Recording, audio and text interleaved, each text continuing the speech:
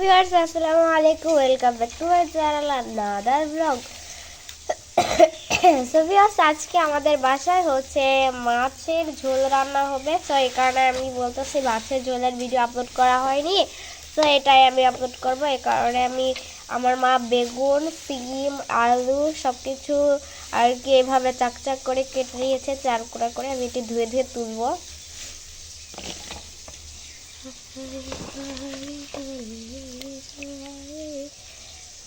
দেখুন গাইস, আমি কত সুন্দর করে তুলতেছি। তুলে ওইদিকে আমি মাছ ম্যারিনেশন করে রেখে দিয়েছি।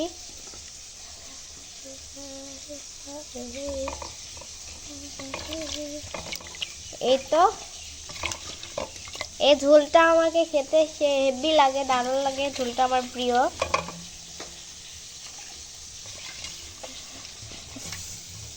গাইস, এই যে আমি নিয়ে নিলাম।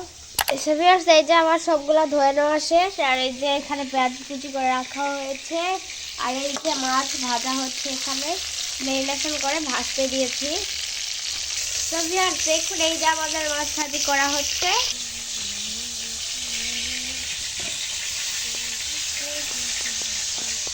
দেখুন গাইস, এত বেশি সুন্দর লাগছে।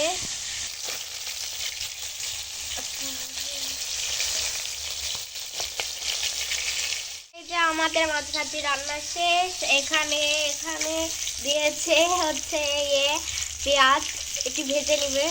তো ভিউয়ার্স, এই যে পেঁয়াজ ভেজে নেওয়া হয়ে গেলে পেঁয়াজে পানি দিয়ে এই যে আদা বাটা মানে মশলা দিয়ে দিল। এখন লবণ দিয়ে দিবে,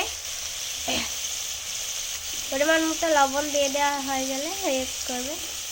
গুঁড়া মরিচ, হলুদ এগুলো আর কি দিবে।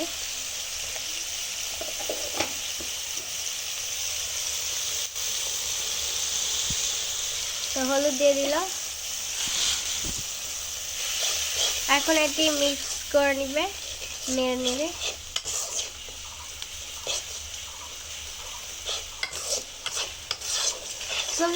জাস্ট দেখুন কি সুন্দর একটি কালার এসেছে আর এত সুন্দর স্মেল বের হচ্ছে।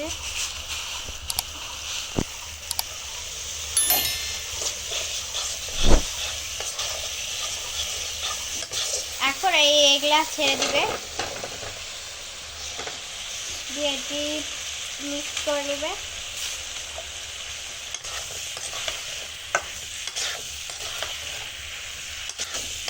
আপনারা এইভাবে যদি বাসায় এরকম মাছের ঝোল রান্না করে খান, এত টেস্ট লাগবে।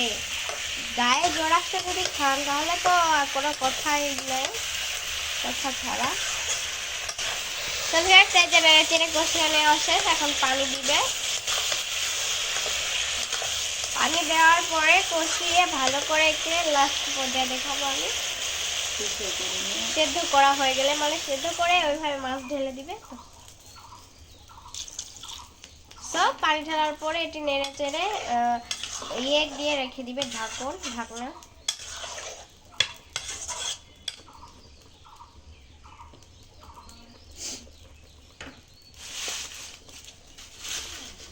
সেদ্ধ করে নেওয়া হয়ে গিয়েছে। এখন মাছগুলো ঢেলে দিতে হবে।